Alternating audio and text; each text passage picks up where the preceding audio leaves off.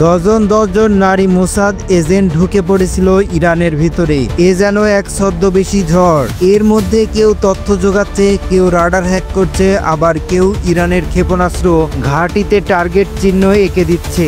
আর বাহির থেকে সেই কোঅর্ডিনেট ধরে ইরানের আকাশে আছড়ে পড়ছে ইসরায়েলি যুদ্ধ বিমান। এ যেন কোনো থ্রিলার সিনেমার দৃশ্যপট, যেখানে যুদ্ধের ছক পরিচালনা করছে ছদ্মবেশী ডজন খানেক নারী বাহিনী। রাতের অন্ধকার ছিঁড়ে ইরানের বুকে নেমে এলো এক মৃত্যুর ঝড়। 12 দিনে সেই যুদ্ধে আঘাতটা এসেছিল ভিতর থেকে। গোপনে ছদ্মবেশে ঢুকে পড়েছিল ডজন খানেক নারী মোসাদ এজেন্ট। জানা গেছে তারা শুধু তথ্য সংগ্রহ করেনি, বরং রাডার প্ল্যাটফর্ম থেকে ব্যালিস্টিক ক্ষেপণাস্ত্র টার্গেট মার্কিন পর্যন্ত সবই করেছিল এই নারীরা।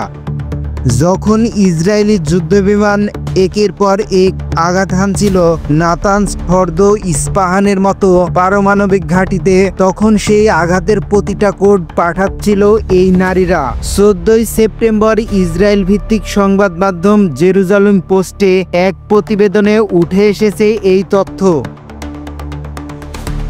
জানা গেছে এই অভিযানের প্রতিটি ধাপই মোসাদ নারী এজেন্টদের ভূমিকায় ছিল মুখ্য। আর তারা এতটাই গোপনে এই কাজ করেছে যে ইরান প্রথম দিন বুঝতেই পারেনি কোথায় লুকিয়ে আছে শত্রুর ছায়া। সামরিক বিশ্লেষকরা বলছেন যুদ্ধটা শুরু হয়েছিল আকাশে নয়, বরং শুরু হয়েছিল নারীদের ছায়াযুদ্ধে। তবে প্রশ্ন হলো, নারীরা আসলেই কি করছিল?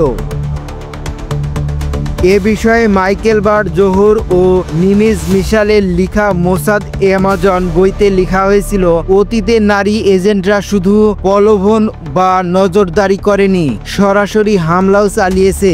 এবারও কি একই ধারায় ফিরে এসেছে, তবে বহুগুণ সমন্বয় আকারে। তবে মোসাদ প্রধান ডেভিড বার্নার একই অভিযানে পাঠিয়েছিলেন শত শত এজেন্ট ও তাদের নিয়ন্ত্রিত নেটওয়ার্কে, যার মধ্যে ছিল স্থানীয় ভিন্নমতাবলম্বী ইরানিও।